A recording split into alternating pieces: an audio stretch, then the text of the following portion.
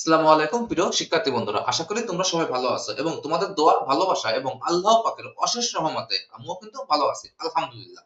তো আসলে দেখো, আমি কিন্তু দীর্ঘদিন যাবত তোমাদেরকে কোনো প্রকার আপডেট দেওয়া হয়নি। শাওন অনলাইন একাডেমি যে আমাদের যে ইয়েটা আছে, অনলাইন যে ওই চ্যানেলটা আছে, মানে ইউটিউব চ্যানেলটা আছে, এখানে কিন্তু আসলে প্রায় ৪ থেকে ৫ মাস যাবত কোনো প্রকার আপডেট ছিল না। কারণ আমি আমার ব্যক্তিগত কিছু কাজের কারণে আমি এখানে অনলাইনে আসা হয়নি এবং তেমন কোনো আপডেটও দেওয়া হয়নি।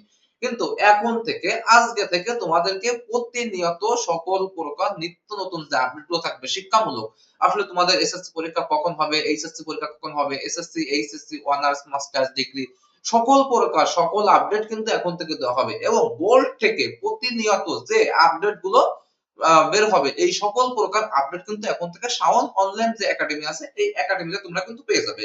আর Shawon online academy YouTube channel আছে, ফেসবুক পেজ আছে, মনে করো যে সব জায়গায় কিন্তু এখন থেকে এই আপডেট গুলো থাকবে।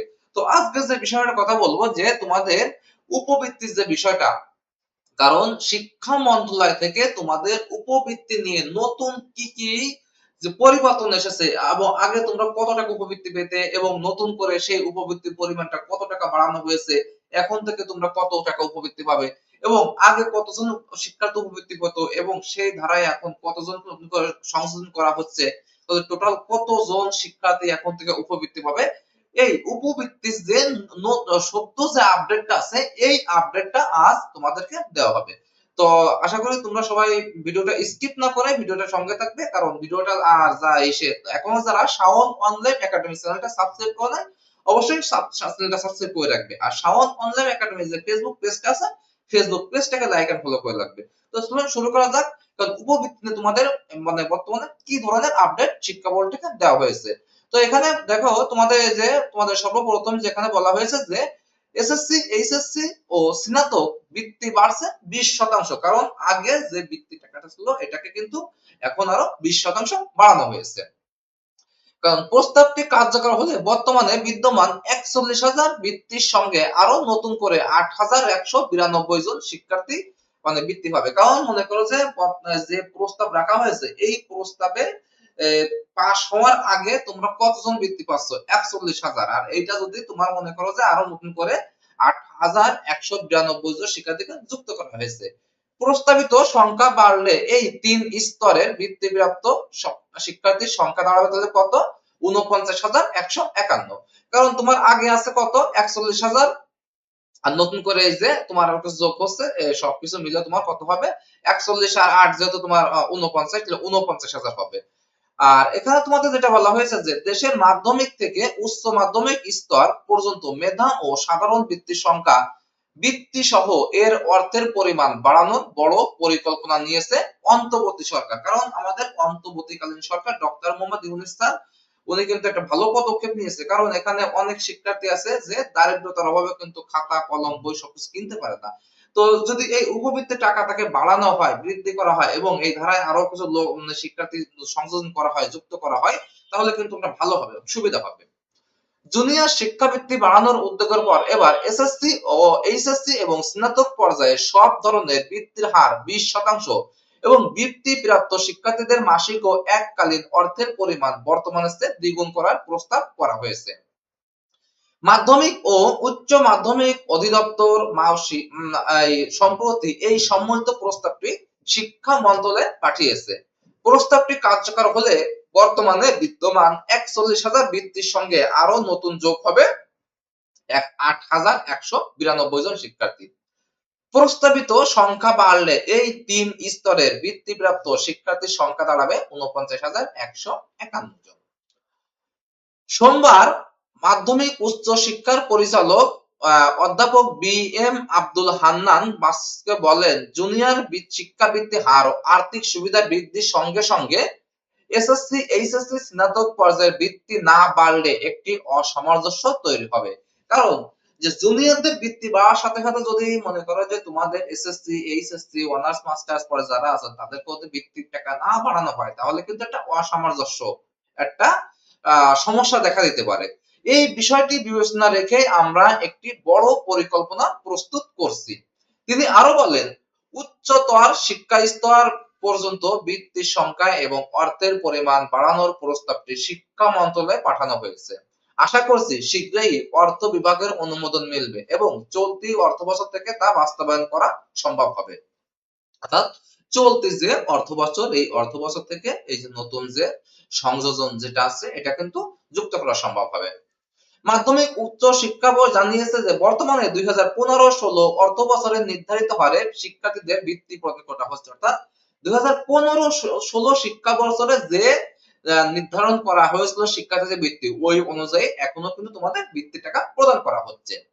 তবে গত এক দশকে জীবনযাত্রার ব্যয় এবং শিক্ষার উপকরণ সামগ্রীর দাম কয়েক গুণ বাড়লেও বৃত্তির অর্থ পরিমাণ বাড়েনি। কারণ দেখো 10 বছর আগে মনে করো যে একটা খাতা একটা কলমের যে দাম ছিল এখন কিন্তু ওটা বেড়ে গেছে। আগে একটা কলম ছিল 4 টাকা 5 টাকা, এখন কিন্তু 6 টাকা।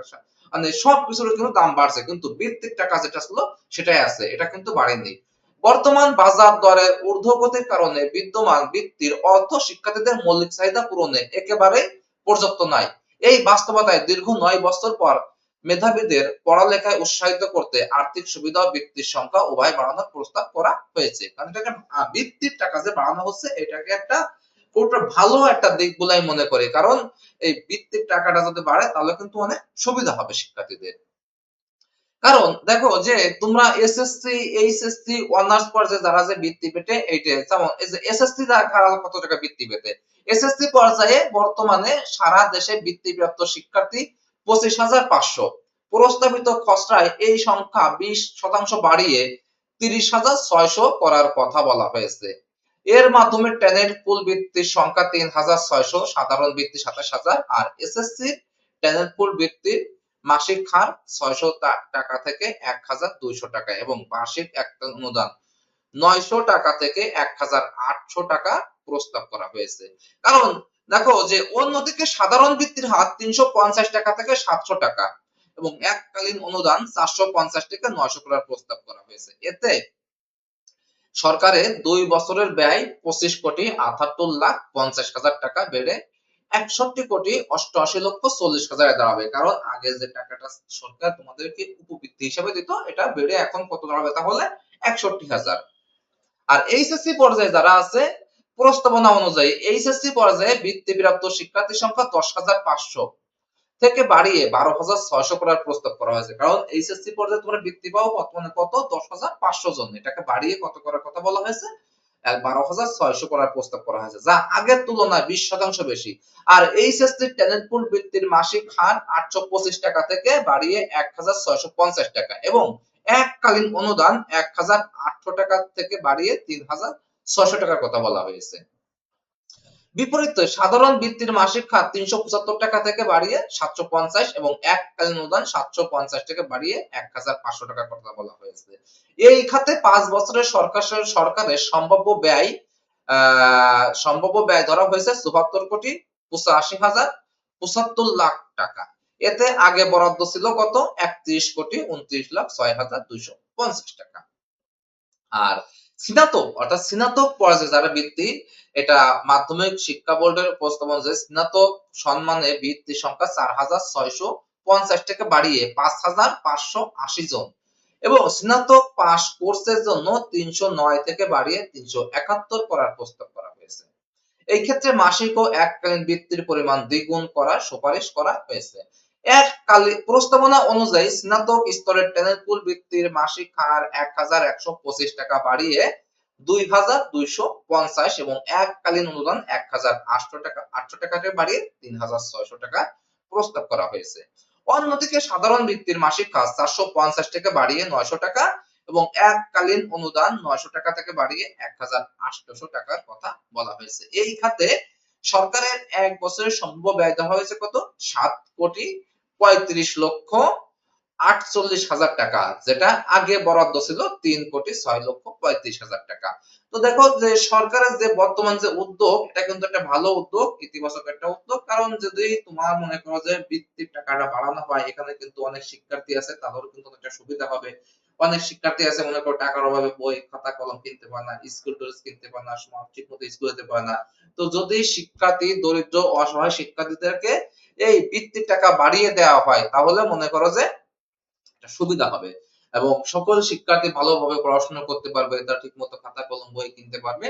তো সরকারের এই যে একটা উদ্যোগ, এই উদ্যোগটাকে আমার সবাই সম্বোধন করা উচিত।